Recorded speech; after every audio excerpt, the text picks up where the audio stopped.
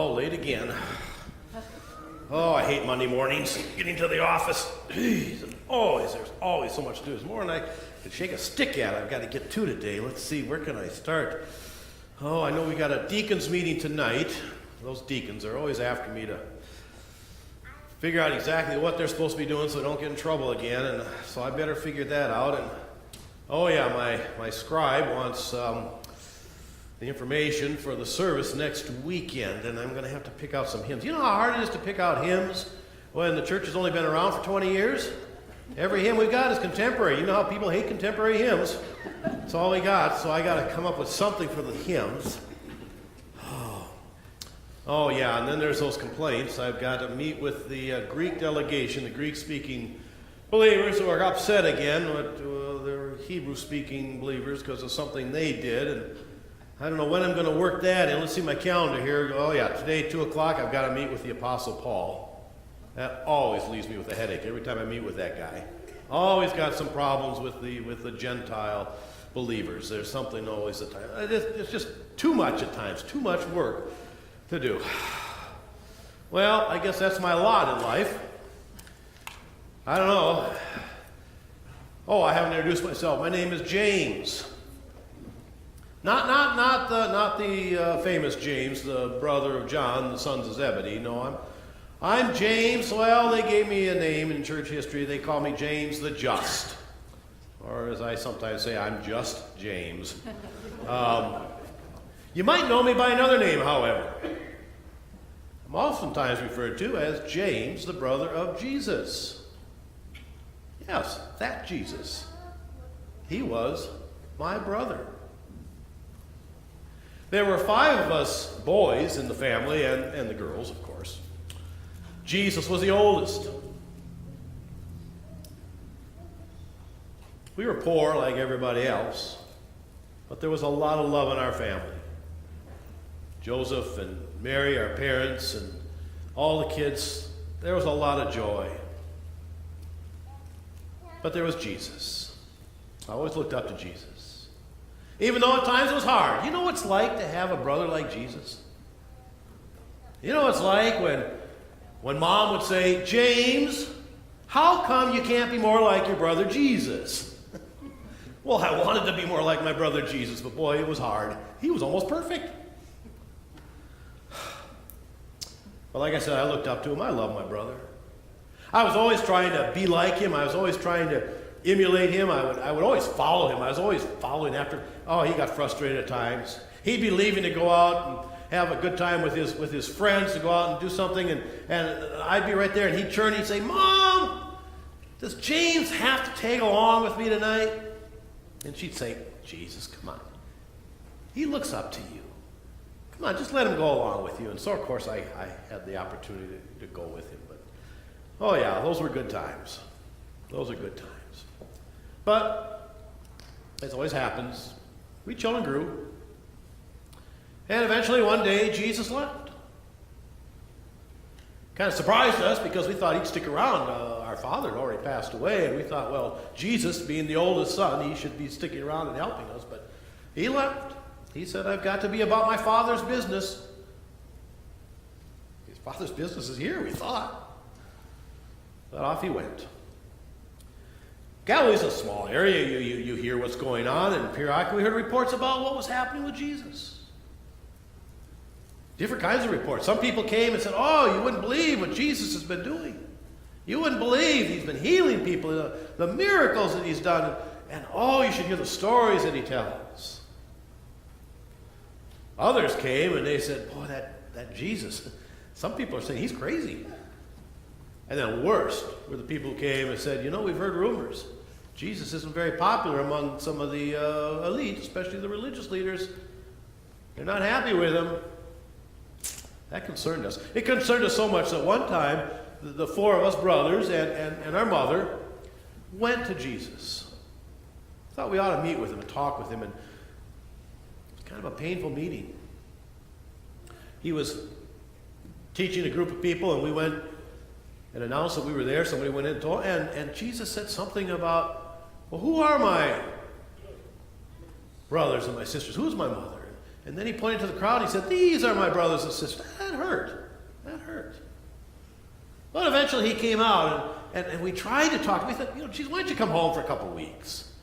Why don't you come home, give yourself a break? We thought maybe if we got him back to Nazareth, maybe if we got him back to our house, and he got away from all this, that maybe he'd come to his senses. Maybe, maybe we could talk something. But he said again, I need to be about my Father's business. We still didn't understand what that meant. What do you mean your Father's business? Then came that fateful time when my mother Mary and some of the relatives had gone down to Jerusalem for the Passover. Jesus was already there. And as soon as I was able to get away, I left and hurried down. I wanted to be there for the Passover. And as I got closer to Jerusalem, I was beginning to hear some stories. There was talk that some of the religious officials, others in power, were thinking about trying to arrest Jesus. Trying to do away with him. I hurried down to Jerusalem as quick as I could, but by the time I got there, they told me that Jesus had been arrested. He'd been tried, and they were going to crucify him. So I hunted around, and I finally, late in the evening, I found my mother. She was in tears. The others told me that Jesus had died, and he'd already been buried. Oh, that was a terrible time. We cried, we wept, we didn't know what to do, what to think. Then a couple days later, things really began to get a little weird. First it was Peter. Now Peter, I knew Peter, and I'd met him a few times, and I thought Peter was a well-grounded person. But now he was telling us that he'd seen Jesus. That Jesus had come back from the dead and that he was alive. Was Peter crazy? But then pretty soon some of the other followers of Jesus began to come to us, and they began to say the same things. Andrew and James and John, they began to tell us that they'd seen the Lord. And pretty soon other people, dozens and dozens of people began to tell, we've seen Jesus. We didn't know what to think. Was this mass hallucination? What was going on here? And then, a few days later, I was just sitting in my room, thinking about all these things, trying to make sense of it all. And suddenly I heard a voice behind me. It said, "James." It was a voice I knew immediately. It's a voice I'd heard from the time I could recognize voices as a little child and had heard all the years growing up at home. It was the voice of Jesus. And I turned. And I began to say, and then I thought, no, it's not Jesus. I said, "Lord." And I fell down at his feet. Jesus helped me up, my brother. And he said, "James, I have work for you to do. I have work for you to do." And he didn't say what it was. But then he left. He vanished as quickly as he'd come. I went and met with the other believers. That's what we call ourselves, believers. I guess you'd maybe say we were Christians, but we didn't have that term at that time. We were just Jewish believers in Jesus as the Messiah.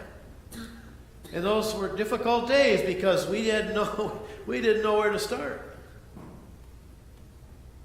But somebody had to take charge. And in our tradition, that when a brother dies, the next one in line is the one who takes over. And so I was put in charge of this new movement in Jerusalem. We had nothing to fall back on. We didn't know what we were doing. Just preaching the gospel. And so that's how I came to this mess. I'm in charge of the Church of Jerusalem. Now, Peter, who got the keys of the kingdom, he gets to go out and preach. And he gets all the glory. And I have to sit in my office and figure out schedules and figure out who's going to teach Sunday school next year and who's going to be in, what are we going to do for confirmation program, and all these meetings we have. Well, that's my job. It's not very glamorous. But you know what I've learned? It doesn't matter what you do. If you're called to do it for Jesus, it's important. Yeah, Peter and, those other, they all get the glory. Even this Paul guy, this guy, kind of a new kid on the block, he gets a lot of glory too. And here I am stuck in the office in Jerusalem. But you know what? It's important. Everything that we do for the sake of Jesus Christ is important. If God calls us, no matter what the task, whether in the eyes of the world it's great or small, it's necessary. And so I want to encourage you today that whatever Jesus is calling you to, great or small, respond. It's important. You are needed. You are important in the eyes of God. Well, I thank you for letting me come and sharing a few moments. I have to go back down and tell the pastor I'm done. I think he fell asleep downstairs, so it may take me a few minutes to wake him up, but he'll be coming back. So in the meantime, I believe he said that you're going to sing a hymn or something here, so I'll go down and try to get him roused, and he'll be back. So thank you for letting me come today. God bless all of you.